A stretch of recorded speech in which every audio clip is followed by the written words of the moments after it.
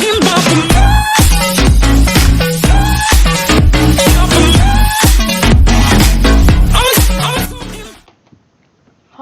YouTube, og velkommen til den her video. I dag så sidder vi inde på vores singleplayer, eller let's play. Ja, vores egen verden. Vi har filmet en masse, men de er bare frosset, så som der også står i beskrivelsen i vores intro. Og så har vi ikke haft lysten, fordi den hele tiden fryser skærmen og sådan noget. Men vi håber det virker i den her video, ellers så ja. Ellers dropper vi lidt med at optage herinde, så spiller vi bare for sjov. Ja. Men husk at skrive, I skal skrive i kommentaren, hvilken slags hus vi skal lave.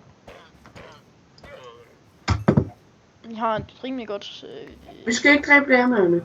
De giver ikke noget. Jeg tænker, vi skal lave et lille hus. Ja, det har vi lavet jo. Men sådan lidt pænere. Det kan jeg godt lave. Jeg er god til at bygge.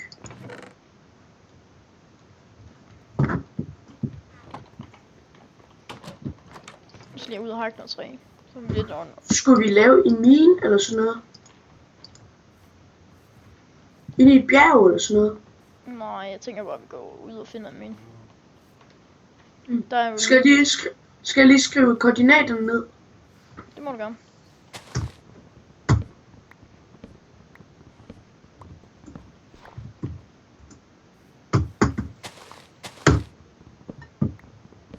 Fint. Har du træ med? Jeg har 9 stykker forskellige træ.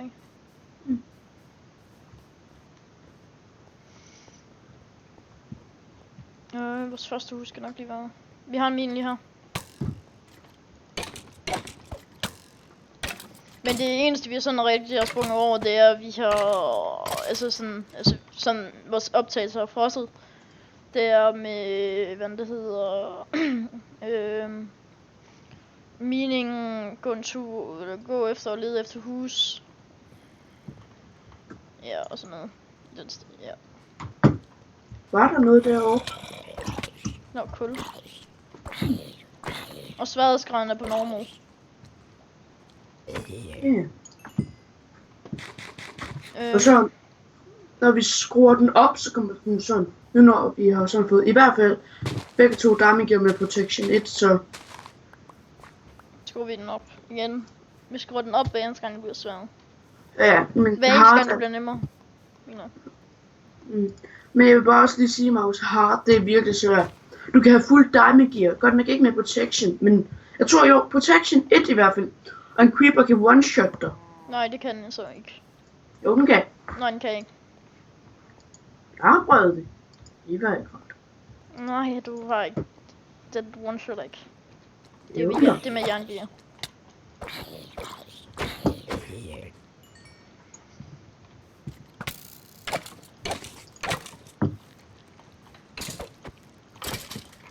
Okay, en bu. Jeg har allerede en bu.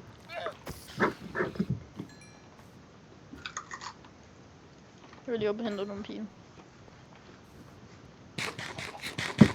Men vi har sådan tænkt på, hvis I foreslår midler, så bliver det sådan lige her. Og så hvis men vores første projekt bliver nok, at vi sætter sådan små hytter rundt omkring den her sø herovre.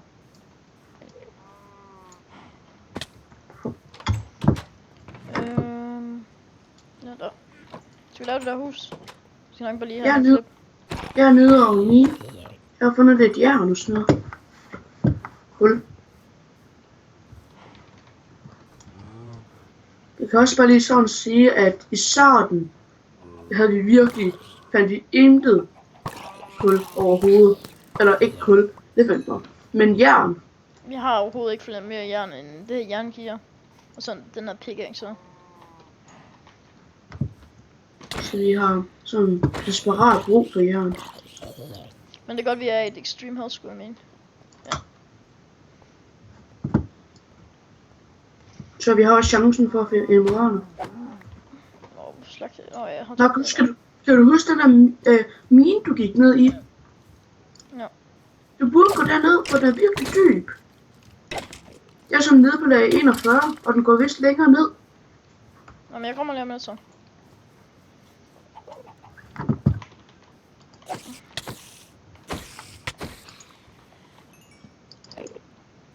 Jeg bygger bare lige vores hus færdigt, fordi det er sådan nogle steder, hvor der ikke...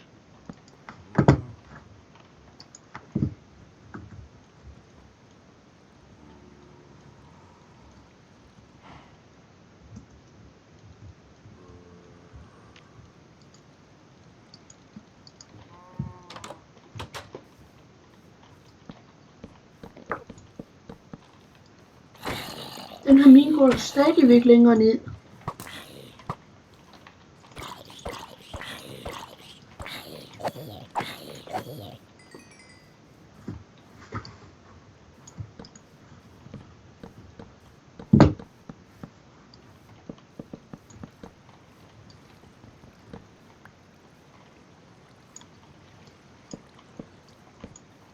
Jeg pynter lige vores lille skur her. Skur. Ja, det er det jo.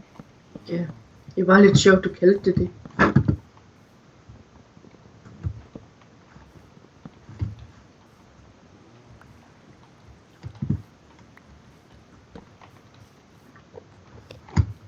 Så tænker jeg, at vi bare sætter over.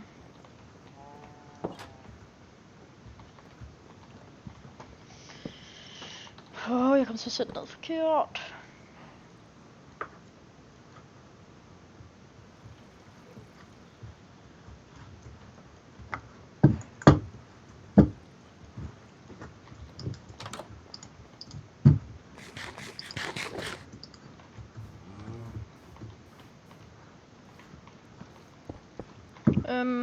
Det bliver bare lige et lille kort afsnit, tænker jeg. Altså afsnittet bliver mellem en halv time og 20 minutter. Markus, skal du ikke komme ned i minen, for jeg kan ikke komme op.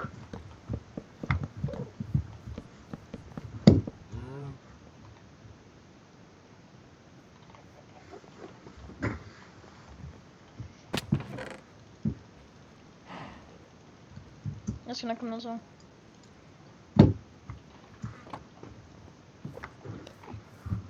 Vi har jo kommet ned nu. Ja.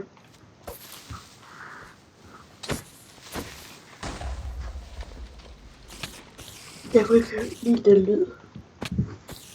Det var lidt længere væk fra vores hus. Hvorfor kan du ikke finde hjem? Jeg kan ikke komme op. Det kunne du sgu da godt. Har du ikke en pickaxe? Nej. Jamen, så gider jeg ikke engang åbne.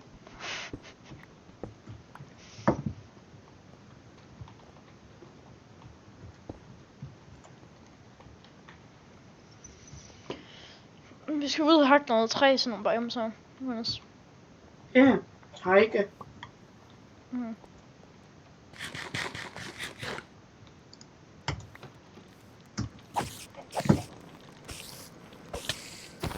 Er Endermanden blevet sur på dig? Mhm. Jeg fik en græsblok.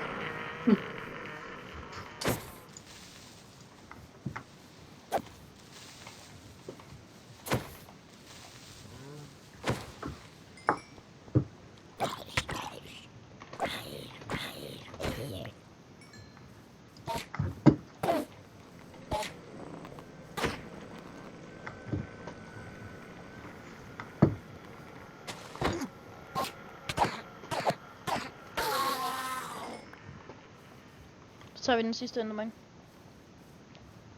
Jeg slår ham. Gør det bare.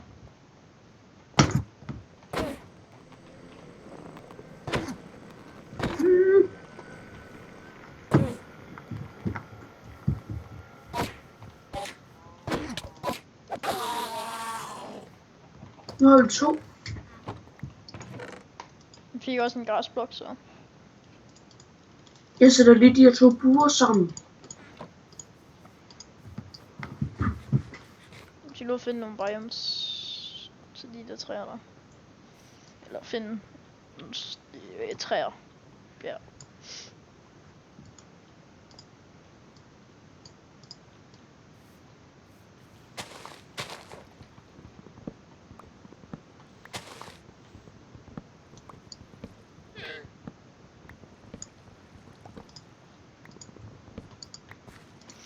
Hvad er det nye egentlig i den her 1.12 opdatering? Der er kommet sådan nogle nye blocks. Og det der clay der, du kan finde i mesabiomet, det hedder ikke clay længere, det hedder terracotta. Ja. Og så er der også kommet sådan nogle nye blokke. Det er en dekorationsopdatering, kaldte de det.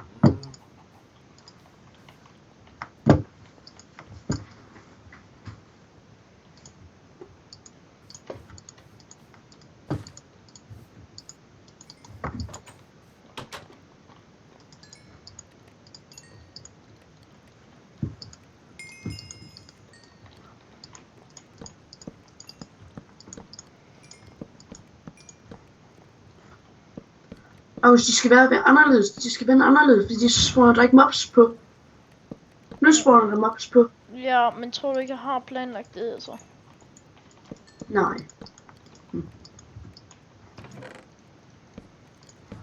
Hvis jeg har nok til det, så kan jeg sætte nogle flere nemlig.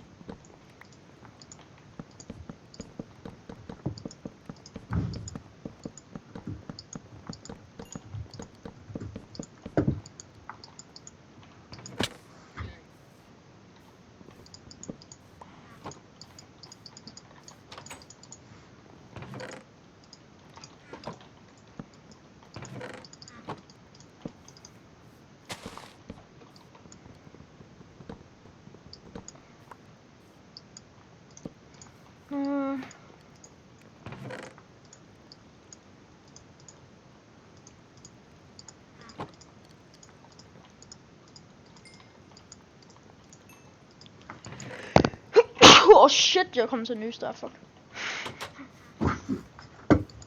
Jeg tænker, at vi skal til at få køerne herhen mod... Og så breed dem. Jernbrug, nej. Det var mig, der rammer på min skraldespand igen.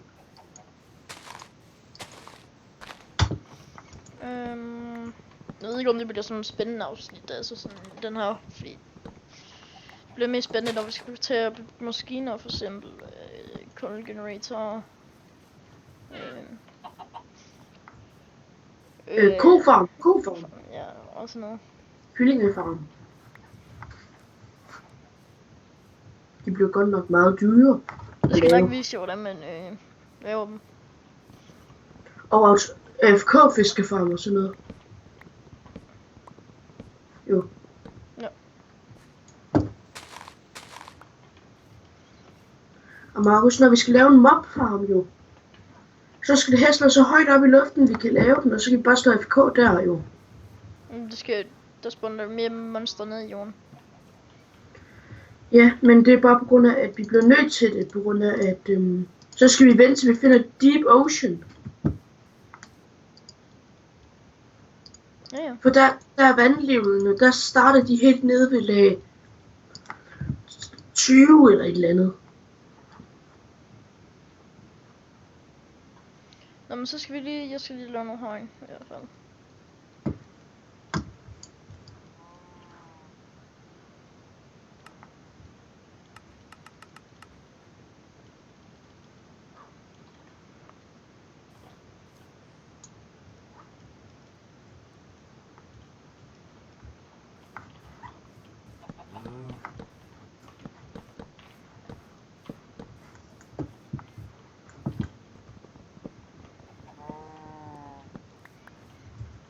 Vi får måske en mere end på serveren.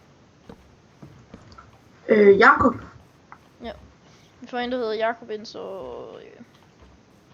Vi havde nogle videoer her på kanalen førhen, der var han også med. Ja, men vi slet dem, fordi... Ja. Der var meget problem. Som for eksempel, jeg havde ikke en mikrofon, som kunne bruges. Men som sagt, der kommer også til sådan... Når vi har brug for ressourcer, så kan vi godt finde på at gøre det uden at optage. Ja, jamen, vi kan også bare finde på at optage det, så speed det op, altså. Men det bliver nok ikke helt så spændende, hvis vi bare vi laver et afsnit, hvor vi 100% miner. Okay.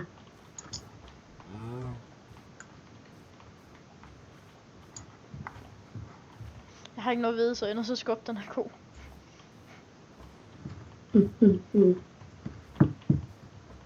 Please ikke gå op.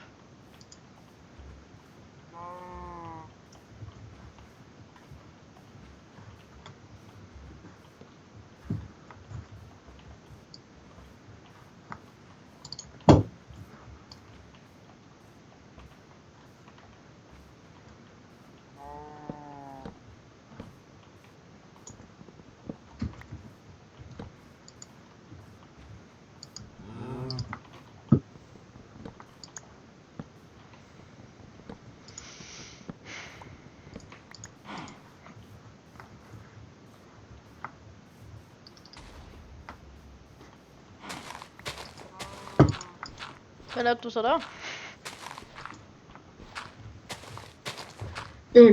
Jeg var ved at blokke noget vand af, som der lige var en creeper, der synes jeg ikke skulle. Okay. Den blev lidt sur på mig, så den var ikke enig i sagen. Så jeg slog den ihjel. Der var crafting table. Vi har sådan 2 crafting table inde i huset. Nå, men jeg har sat et crafting table udenfor, fordi så pøsser jeg ikke lukke den.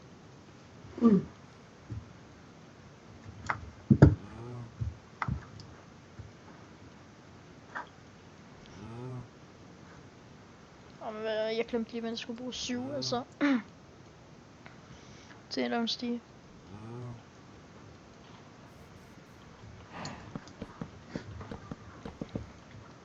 Skal vi bare have nogle frø, så kan kyllingerne fylde efter.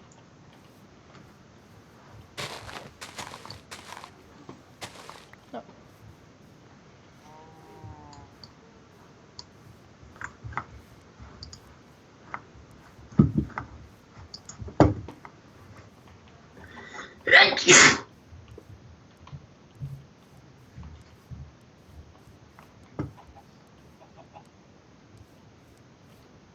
Og der kommer jeg til at løbe lidt for langt.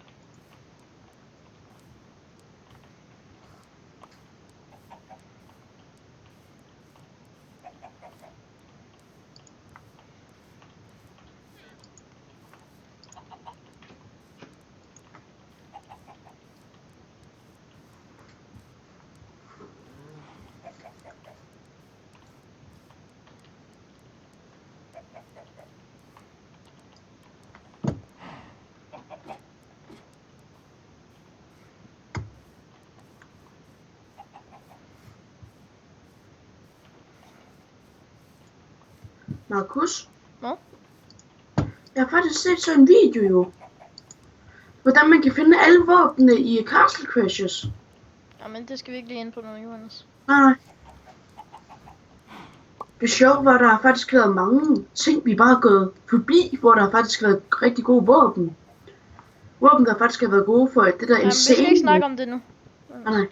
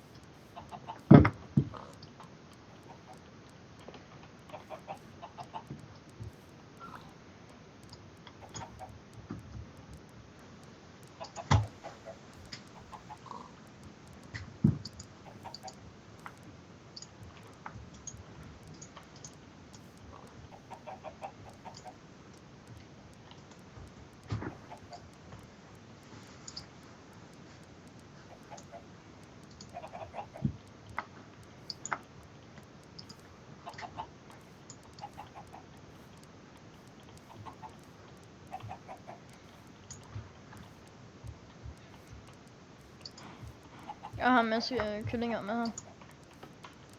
Okay.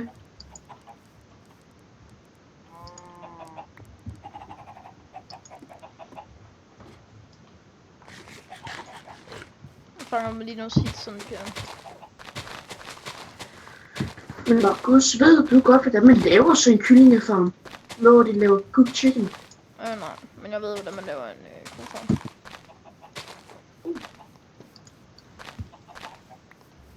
Men der skal vi så bruge en slimeblok.